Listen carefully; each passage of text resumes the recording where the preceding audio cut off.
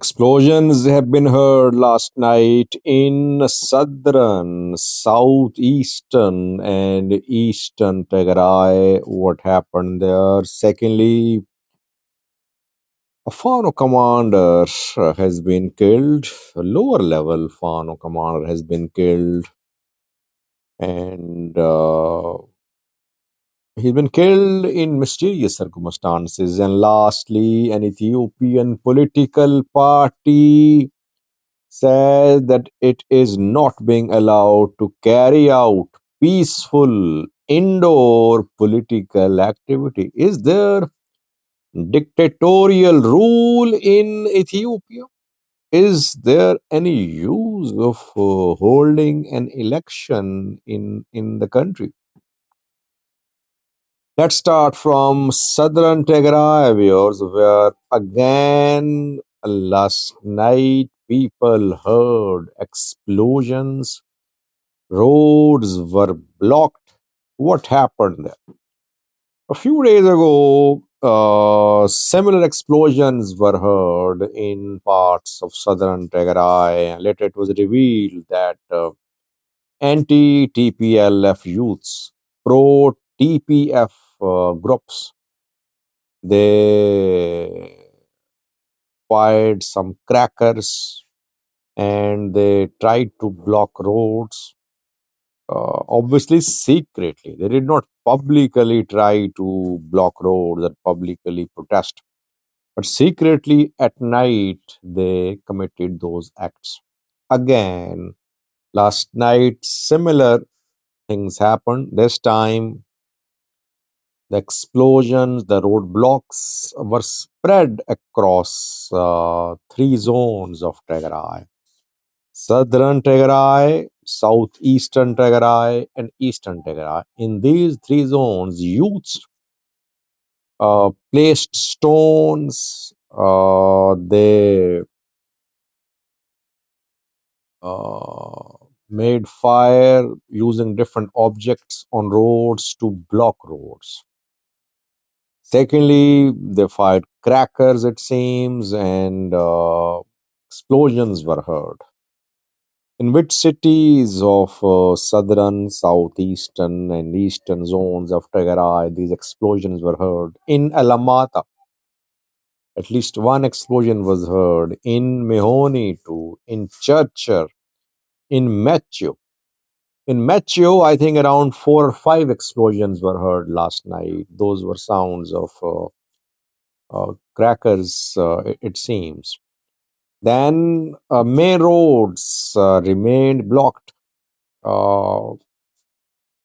Large stones were put were placed on main roads from Makale to Raya, Makale to southeastern zone, Makale to eastern zone roads. They were blocked. Youths at night placed stones on the roads, or they made fire using different objects to block the roads. They did not protest. I mean, they did not show themselves that they were doing all that. They just fled. The roads were cleared this morning. The protest against TPLF, against Tigray military in southern, southeastern, and eastern Tigray is a silent protest. TPF is trying to mobilize youths. TPF and Ethiopian federal government, federal forces, they want youths of Tigray to rise, to stand up to TPLF and Tigray military. So far, the activities of youths in the raw areas are secret activities. They know that if they publicly protest, if they publicly try to block roads, military will take action. Military will open fire. Military will not allow anyone to block roads in this part of Tigray. Will TPF be able to mobilize youth to stand up to Tigray military and TPLF? Let's see. Secondly, because the Fano commander has been killed in the Amhara region, and it is being said that he was killed in front of other Fano commanders. His name is Daniel Adamo. It is being reported by several sources that Daniel Adamo has been killed.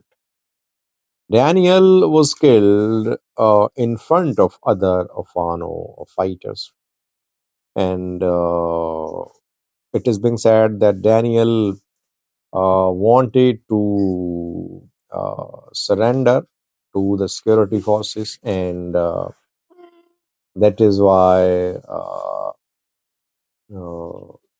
he was executed at the orders of a Fano commander. No, but I don't have any visual evidence. But I think 3 days ago in a live chat, I reported that Mere Vodajo ordered the killings of some Fano fighters and some lower level Fano commanders who were reportedly who wanted to surrender to government forces. Reportedly. Maybe Daniel was one of those commanders who was executed at the orders of Mere Budajo or some other Fano commanders. Dissent is not allowed in Fano, by the way. If you don't obey orders, and if you're found involved in contacts with the government, you have no place in Fano.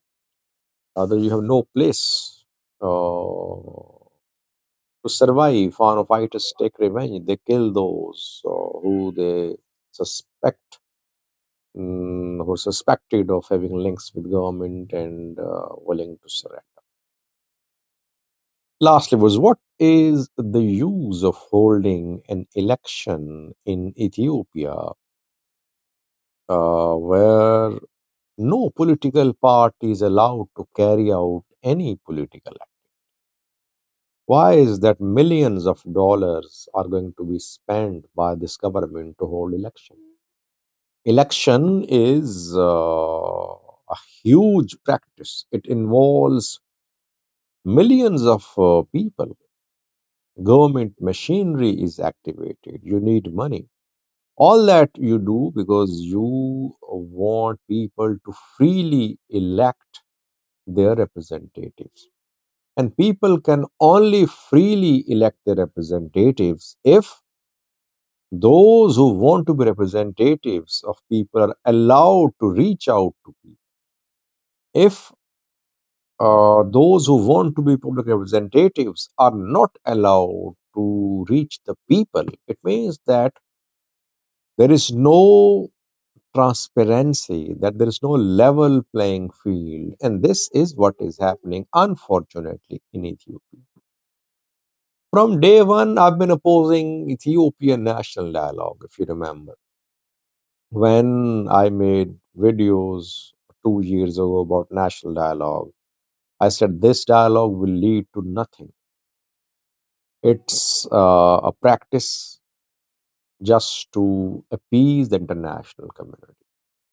I think now we're seeing the same thing about Ethiopian election. If opposition is not allowed to carry out any activity, it means that election is being held to satisfy the international community that Ethiopia is a democratic country, that Abiy is a democratic leader.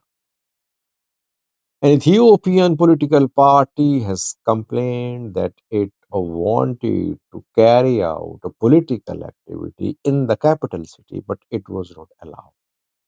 EPRP, Ethiopian People's Unity Party, is the name of the party. The party rented a hall at a hotel in Addis Ababa, the Ethiopian capital. But security forces told the hotel to cancel the event. And the party, which was due to hold a meeting with people today in Addis Ababa, had to postpone its plan. The party has issued a statement. Other political parties, opposition parties, they have also been issuing similar statements saying that they're not being allowed to carry out any political activity. Election is less than 6 months away now. and no political party has been able to carry out any large political activity in Ethiopia, in any part of Ethiopia. While PP is organizing rallies, PP backed groups are organizing rallies, government people are organizing large gatherings. Whenever PM Abiy visits a place, uh, thousands of people sometimes attend the venues. These are basically political gatherings. So how can election be free, fair, and transparent if opposition is not allowed to participate freely? It will be a futile exercise which will lead to no change. So Ethiopian government should open up and should allow opposition parties to carry out peaceful political activities so that the election could be a real, democratic, and genuine, credible election. Thank you for watching.